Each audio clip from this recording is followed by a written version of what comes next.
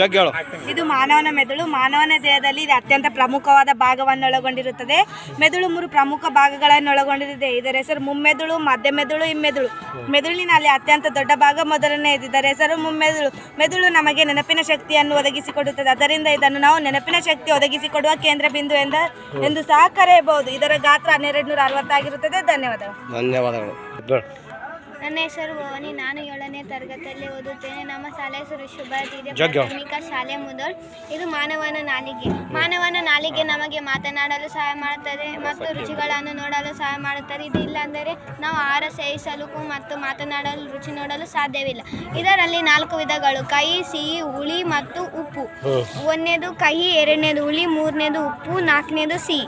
ನಾಲಿಗೆ ಕೆಳಗೆ ಲಾಲಾರಸವು ಉಂಟು. ನಾಲಿಗೆ ಸರಿಯಾಗಿದ್ರೆ ನಾಡೆಲ್ಲ ಒಳ್ಳೇದಿಲ್ಲ. ಅದು ಏನಾದ್ರು ಡೈಲಾಗ್ ರೀ, ನಾಲಿಗೆ ಒಳ್ಳೇದಿದ್ರೆ ಇದು ಮಾನವನ ಅಸ್ಥಿಪಂಜರ. ಅಸ್ಥಿಪಂಜರವನ್ನು 2 ಭಾಗಗಳಾಗಿ ವಿಂಗಡಣೆ ಮಾಡಿ. ಒಂದು ಬಾಹ್ಯ ಅಸ್ಥಿಪಂಜರ, ಅಂತರ ಅಸ್ಥಿಪಂಜರ. ಅಂತರ ಅಸ್ಥಿಪಂಜರ ಅಂದ್ರೆ ಒಳಗಿರೋ ಮೂಳೆಗಳು. ಇದು ಯಾರ್ಯಾರ ಹತ್ರ ಕಂಡು ಬರ್ತದೆ ಅಂದ್ರೆ ಮಾನವ ಹತ್ರ, ನಾಯಿ, ಬೆಕ್ಕು, ಕುರಿ, ಮೇಕೆಗಳ ಹತ್ರ ಕಂಡು ಬರ್ತದೆ. ಬಾಹ್ಯ ಅಸ್ಥಿಪಂಜರ ಅಂದ್ರೆ ಹೊರಗಡೆ ಕಾಣಿಸುವ ಮೂಳೆಗಳು. ಇದು ಯಾರ ಹತ್ರ ಕಂಡು ಬರ್ತದೆ ಅಂದ್ರೆ ಆಮೆ, ಚೇಳು ಹತ್ರ ಕಂಡು ಬರ್ತದೆ. ಇದು ಪಕ್ಕೆಲುಬುಗಳು. ಪಕ್ಕೆಲುಬುಗಳನ್ನು 2 ಭಾಗಗಳಾಗಿ ವಿಂಗಡಣೆ ಮಾಡಲಾಗ್ತದೆ. ಈ ಕಡೆ 12 ಇರ್ತವೆ, ಈ ಕಡೆ 12. 12 + 12 24. ಈ 24 ಪಕ್ಕೆಲುಬುಗಳು ಶ್ವಾಸಕೋಶ ಮತ್ತು ಹೃದಯವನ್ನು ರಕ್ಷಣೆ ಮಾಡ್ತದೆ. ಮಾನವದಾಗ ಒಟ್ಟು 206 ಮೂಳೆಗಳು ಇರ್ತವೆ. ಅದು ನಮ್ಗೆ ಗೊತ್ತು. ಅದು ಎಲ್ಲೆಲ್ಲಿ ಇರ್ತವೆ ಅಂತ ನಮ್ಗೆ ಗೊತ್ತಿಲ್ಲ. ಇವಾಗ ನಾ ಪರಿಚಯ ಮಾಡಿಸ್ತೀನಿ. ನೀನೇ ಹೇಳ್ಬೇಕವ ಈಗ. ತಲೆಯಾಗ 8 ಮೂಳೆಗಳು ಇರ್ತಾವ, ಮುಖದಾಗ 14 ಮೂಳೆಗಳು ಇರ್ತವೆ, ಎದೆಯಾಗ 25 ಮೂಳೆಗಳು ಇರ್ತಾವ, ಬೆಂದಾಗ 26 ಮೂಳೆಗಳು ಇರ್ತಾವ, ಒಂದು ಕೈಯಾಗ 30 ಮೂಳೆಗಳು ಇರ್ತಾವ, ಇನ್ನೊಂದು ಕೈಯಾಗ 30 ಮೂಳೆಗಳು ಇರ್ತಾವ, ಒಂದು ಕಾಲದಾಗ 30 ಮೂಳೆಗಳು ಇರ್ತಾವ, ಇನ್ನೊಂದು ಕಾಲದಾಗ 30 ಮೂಳೆಗಳು ಇರ್ತಾವ, ಒಂದು ಕಿವಿಯಾಗ 3 ಇರ್ತಾವ, ಈ ಕಡೆ 3 ಮೂಳೆಗಳು ಇರ್ತಾವ. ಒಟ್ಟು 206 ಮೂಳೆಗಳು. ಮಾನವನ ಹತ್ರ ಒಟ್ಟು 206 ಮೂಳೆಗಳು ಇರ್ತಾವ. ಹುಟ್ಟಿದ ಮಗು ಹತ್ರ 306 ಮೂಳೆಗಳು ಇರ್ತಾವ. ಹುಟ್ಟಿದ ಮಗು ಹತ್ರ ಯಾಕೆ ಜಾಸ್ತಿ ಇರ್ತದೆ ಅಂದ್ರೆ ಮಗು ಸಣ್ಣದಾಗಿರ್ತದೆ, ಅದು ಮೂಳೆಗಳು ಸಣ್ಣದಾಗಿರ್ತದೆ. ಆ ಮಗು ಹೆಂಗ ಬೆಳ್ಕೋತ ದೊಡ್ಡದಾಗ್ತದೆ, ಹಂಗೆ ಮೂಳೆಗಳು ಒಂದೊಂದು ಸೇರಿ 2 ಆಗ್ತದೆ. 306 ಇದ್ದಿದ್ದು 206 ಆಗಿ ವರ್ಗಾವಣೆ ಆಗ್ತದೆ. ಇದು ಬೆನ್ನು ಮೂಳೆ. ಈ ಬೆನ್ನು ಮೂಳೆ ನಮ್ಗೆ ಅತ್ತಗತ್ತ. ಯಾಕಂದ್ರೆ ಬೆನ್ನು ಮೂಳೆ ಇರಲಿಲ್ಲ ಅಂದ್ರೆ ನಾವು ಕೂಳಕ್ಕಾಗಲ್ಲ, ನಳ್ಳಕ್ಕಾಗಲ್ಲ, ಯಾವುದೇ ಕೆಲಸವನ್ನು ಮಾಡೋಕ್ಕಾಗಲ್ಲ.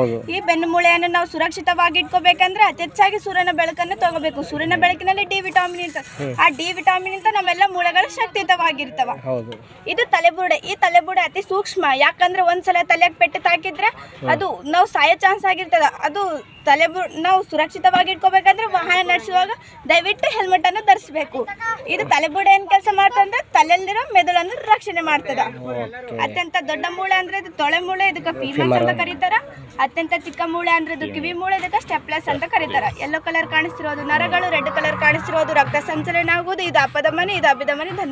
ಧನ್ಯವಾದಗಳು. ನಮ್ಮ ವಿಜ್ಞಾನ ಶಿಕ್ಷಕರಾಗಿರಿ ನೀವು. ನ್ಯೂಟನ್ ವರ್ಣಚಕ್ರ. ಇದರಾಗ ಟೋಟಲ್ 7 ಕಲರ್ಸ್ ಇರ್ತಾವ. ಜೋರಿ ಹೇಳು. ಇದರಲ್ಲಿ ಟೋಟಲ್ 7 ಕಲರ್ಸ್ ಇರ್ತಾವ. ಇದನ್ನು ತಿರ್ಸಿದಾಗ ವೈಟ್ ಕಲರ್ ಕಾಣಲ್ಲ. ಹಾ ಕಾಣ್ತದ. ಹೌದು, ಬೇರೆ ಕಲರ್ ಕಾಣಲ್ಲ. ಯಾಕಂದ್ರೆ ಸೂರ್ಯನ ಕಿರಣಗಳು ಭೂಮಿಗೆ ಬರ್ಲಿಕ್ಕೆ 8 ಸೆಕೆಂಡ್ ಬೇಕ್ರಿ. ಆ 8 ಸೆಕೆಂಡ್ದಾಗ ಸೂರ್ಯನಲ್ಲಿ 7 ಕಲರ್ಸ್ ಇರ್ತಾವೆ.